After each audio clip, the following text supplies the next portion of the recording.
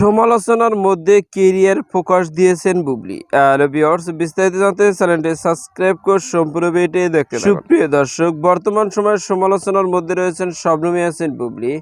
একটা সময় শাকিব খানকে কেন্দ্র করে সোশ্যাল মিডিয়া অনেক রকমের মন্তব্য করত, যে মন্তব্যে দেখা যেত শাকিব খান এখনো তার স্বামী।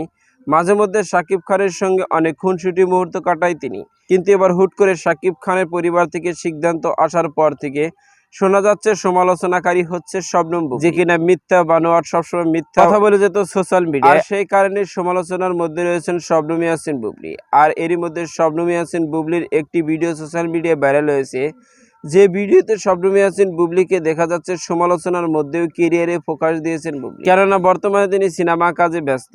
আর এত সমালোচনার মধ্যে তিনি হট লুকে হাজির হয়েছেন একে প্রোগ্রামে, যেখানে সাদাপরি লুকে ক্যামেরা বন্দী হতে দেখা গেছে তাকে।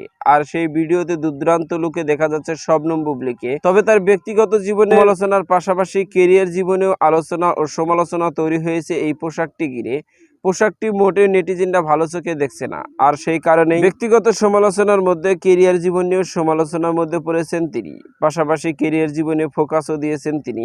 এমনই একাধিক মন্তব্য সোশ্যাল মিডিয়ায়। তো সুপ্রিয় দর্শক, ভিডিওটি আপনার কাছে ভালো লাগলে একটা লাইক দিন।